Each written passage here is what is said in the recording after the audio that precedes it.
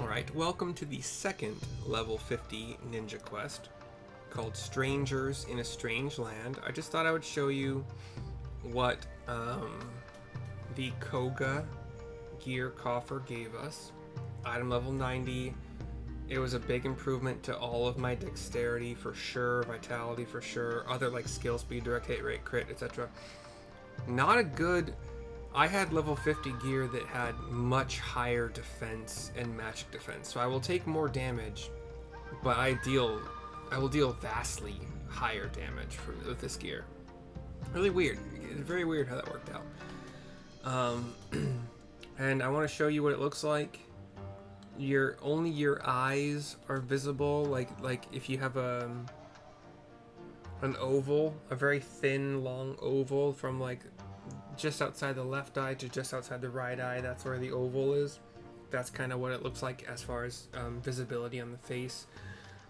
Since I'm a cat lady, I got purple ears, kind of some black or obsidian, maybe some steel in the rest of it. The mouth is like pure black surrounded by some like gray metal looking things, just like Tsubame, my upper. So if you take the breasts and like maybe an inch or two above the nipple, I have nothing, and then that extends maybe an inch or two high up higher to maybe toward the clavicle. So that portion of the skin is just exposed, but black bra, purple, some like purple chainmail with black as well. Like that's the basic motif. Purple, but even though I do have leg, it's a Koga Hakama. Even though I have, let's see what that looks like by itself. Oh, that is the legs. Okay, interesting. So it looks like we have tights on from the mid thigh up to the pelvis area, and the only thing covering the pelvis aside from the tights is like this rectangular purple square cloth. And then on the left upper thigh we have freaking like basically a belt around that left upper thigh for whatever reason, a black belt with silverish, ironish buckle. And then yeah, we got black shin guards, purple boots. But I was showing you this in case you can see. I mean, again, I try to describe things audibly for those who are vision impaired. I don't like having my face unexposed like this. I like to see the expressions on this character's face during cutscenes and such. So I am going to glamour for now. I might change it later. I have a legionary visor, which is just kind of like a mask.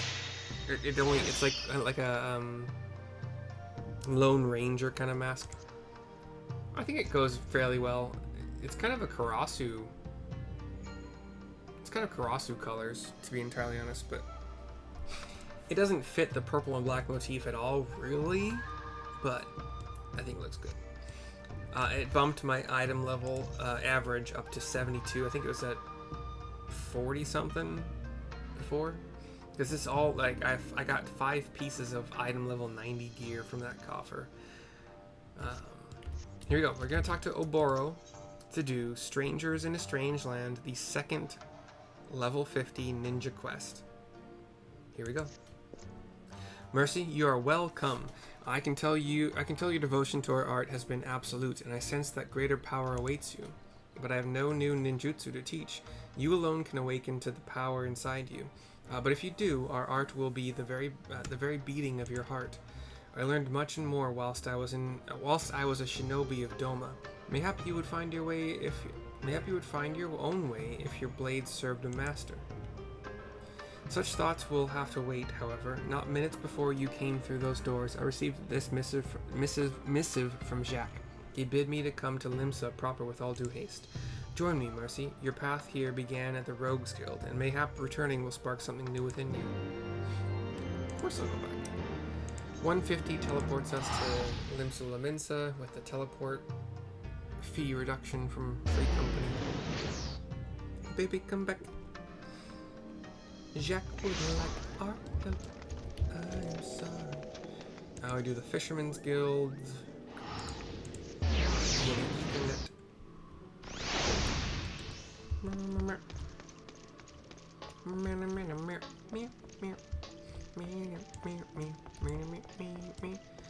I've had the wind-up onion night for a while. Let's minion roulette and see what we get. Dress up Raban. Okay, cool. Raban in his full regalia as a minion.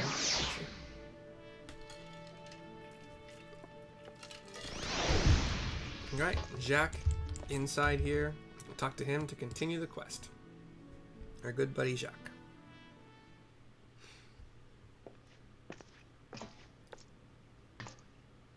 Oboro, very much not dressed like a ninja, except for the long... They look like swords, honestly. I was going to say katana, but they look like swords. The long katana, swords, whatever, at his waist, but kind of just looking like a... He's got white sleeves, a purple vest, black pants. He's not ninja garbed at all, really.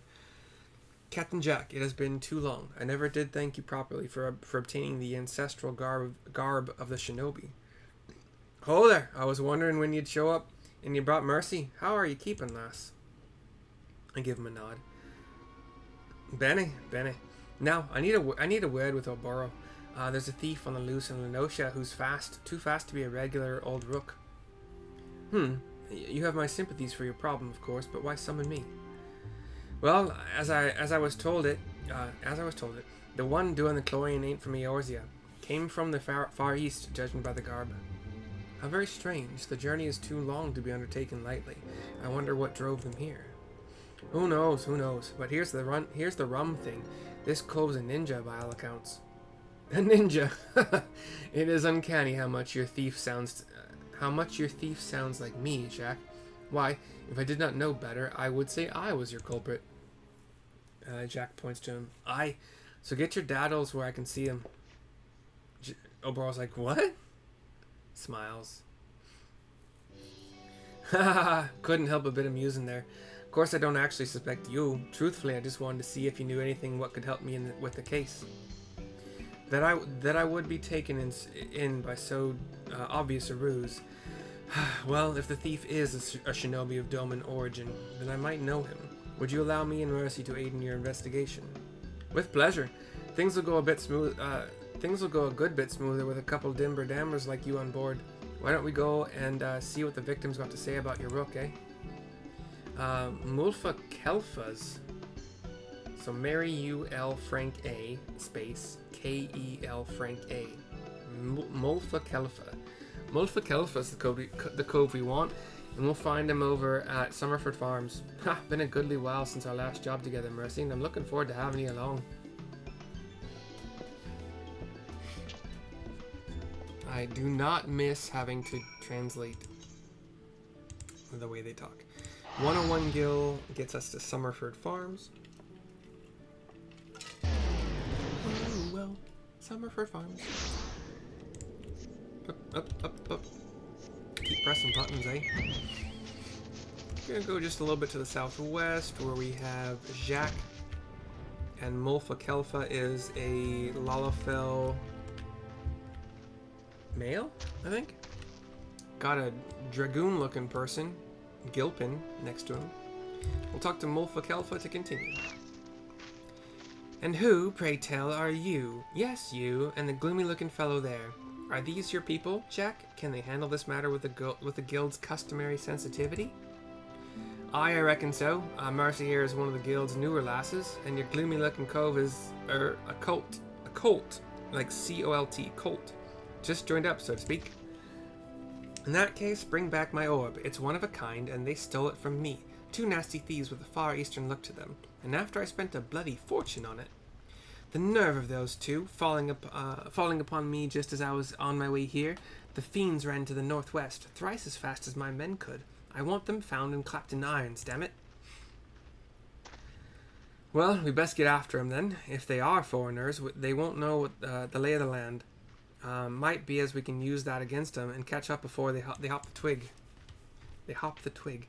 No need to be shy if it comes to blade work. Don't mill them either. We need to find out why the rooks are cloying from honest folk.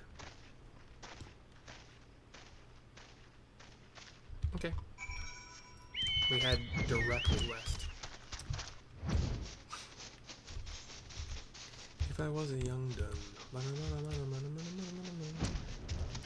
We have a destination marker in a red circle on the map, which we will survey for a long frickin' time. And cutscene. Sorry, no cutscene. You find footsteps heading to the northwest.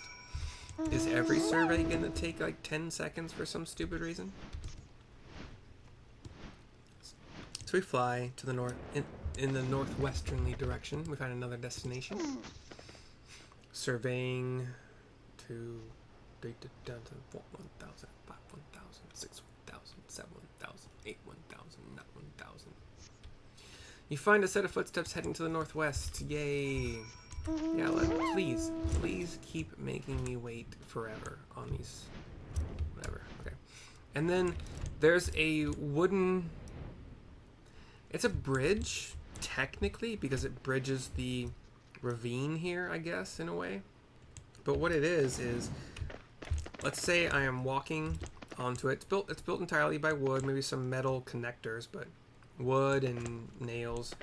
You go to the northwest, and then we turn to the northeast, go down like a ramp of wood, turn southeast, turn southwest, go southwest down the ramp, and then turn again northwest, and then we have a destination near to where we would depart this bridge system onto the other side of this ravine canyon. You can just make out two figures ahead in Woad Whisper Canyon. Stop it. What? Oh, it's up there. Oh, they're in. Okay, so it tells us we need to turn northeast, go down some stairs. Those are stairs. Have they been stairs the entire time or ramps? They've been stairs the entire time. So when I said ramp previously, I meant stairs. And then there's a long, flat pathway of wood and wood pillars, basically toward the waterfall that's over here. This reminds me in Final Fantasy XI of like the Dangraf Wadi. I think that's probably a pretty good. And we have a peculiar subject. We have Oboro standing over what looks like a dead great axe wielding.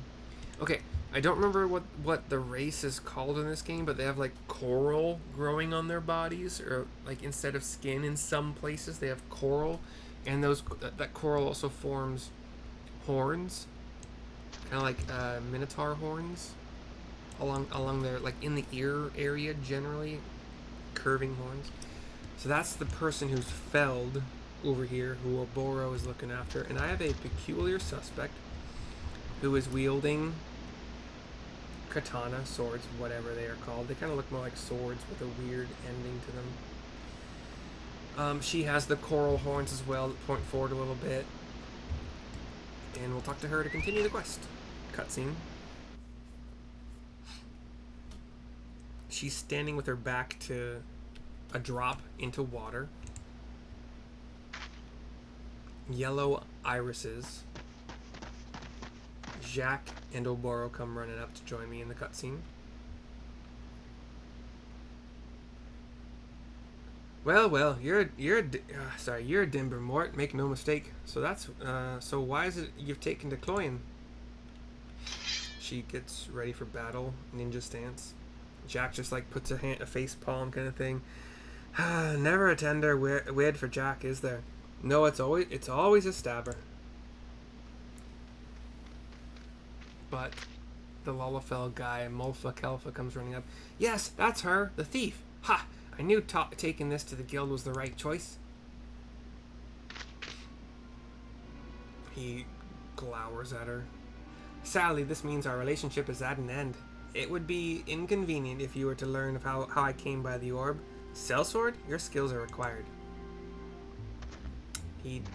His eyes dart over to a very well armored in like blues, silver pedigree, It's Gilpin, the dragoon-looking dude who's at his side. Ha ha ha, it'd be my pleasure. Jack's one to be reckoned with, but not when he's got two fledglings at his side. Me trusty trident'll do for 'em all. Wait, so he's gonna attack all of us? The four of us? Well, them's choice words from a double-crossing bastard. Neither you mind being called fledglings? He asked Oboro and myself. Not in the least. It would be all the sweeter to make him eat those words. And he is a more fitting foe than some silent maiden, says Oboro. I just nod. The dragoon-looking dude laughs. Ha ha. Bluster and rage all you want. You won't be going gently into the night. Ha ha ha. He whips out his trident, as it were. Jacke looks to myself and Oboro as the trident guy rushes Jack's backside. But we get this like brief little cutscene thing where myself, Jacke, and Oboro are just looking down at this dude. His trident has implanted itself into the ground. He's butt up, face down. Yeah, with like little chocobos circling his head, as if like dazed. Well, we did you wrong, my damn Mort. Seems we owe you an apology. The Lalafell is panicking. Jacke is approaching him. And then one last little cutscene where we have like a pow, kind of like looking like from the Adam West version of Batman. We all look over to the lass who bows to us. You have my thanks, but I didn't need your aid for such brutes as these. Your bow. Then it is true. You are from the Far East. Have we met by any chance? You seem familiar. She just kind of looks at him for now. Cutscene fades to black. Turn my world to black. Okay, we have a cutscene continuance. Your accent marks you your accent marks you a shinobi, a kagi. Explain the situation. That was A-K-A-G-I. Akagi? Oh, and a great axe wielding guy named Akagi apparently walks into frame from wherever. Also has the coral, he's got the coral tail. I say coral, it could be scales, but whatever. He says, NGH. Oh, you were the lot who were chasing us? Scary being chased, but, right. Why we're here. This is, Yatsurugi. Yatsurugi no Yuki. That is Y-A Tom Sam U-R-U-G-I space no space Y-U-K-I. If I understand your customs, you'd call her Princess Yuki of the Yatsurugi clan. She's left her lands to search for her family's treasures. They were stolen by bandits, you see. Oboro looks excited. The Yatsurugi clan? You are very far from your domain, princess. Tell me, why make the journey? I have no time to talk, not while the identity of the bandit still eludes me. You need only know that I have taken back 3 of the stolen treasures, and I will leave when the other 2 are mine. Oboro shakes his head now. Very well, your reasons are yours to keep, but I cannot leave you without a sworn dagger, princess. And I know just the person to do it. Mercy, will you not aid in Princess Yuki's mission as her shinobi? As you know, we are blades, and missions are as whetstones to us. Through duty and service, we sharpen our skills and our minds. This is the next step on your path. The princess is a stranger here. She can trust no one save you.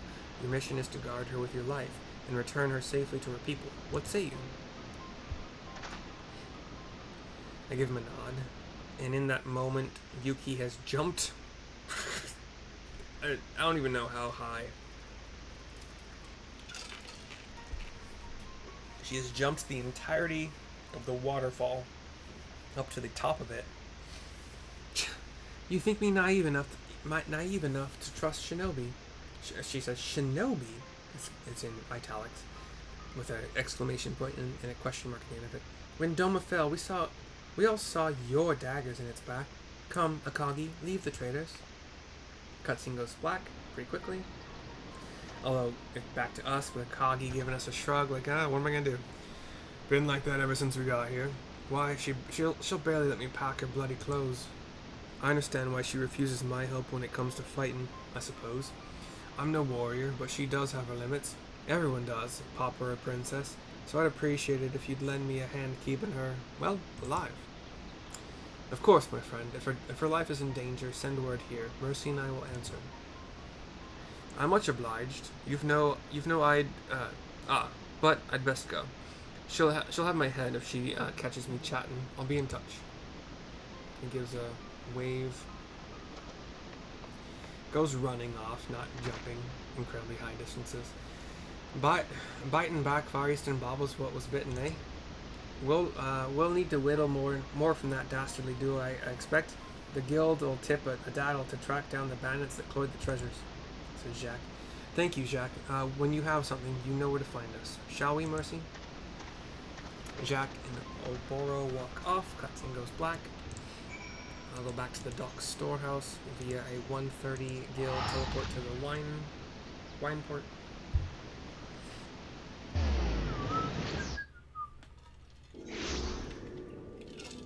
Last video of the night for sure.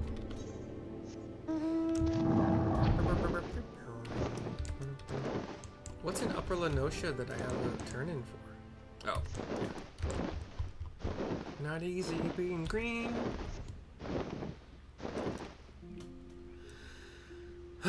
We talked to Bayakubu to get in. Yakubu. I don't know. I talked to Oboro to finish the quest inside the storehouse. I had heard of Yuki Yatsurugi before, the pride of her clan, puissant princess of the Far East. If even a tenth of the rumors are true, she has reason to deny our aid, but somehow you must earn her trust. Someday her life may depend upon it. The path ahead of you is long. Your resolve cannot falter. I will help where I can, but from this day forth, you must devote your entire being to protecting Princess Yuki. Well, not gonna do that, but I'm gonna progress as a ninja. I got other things I want to do, so sorry. 46,800 experience points, 1201 gil. The next ninja quest is 52 from Oboro. And yeah. I will see you next time for whatever video you watch next. Bye bye for now.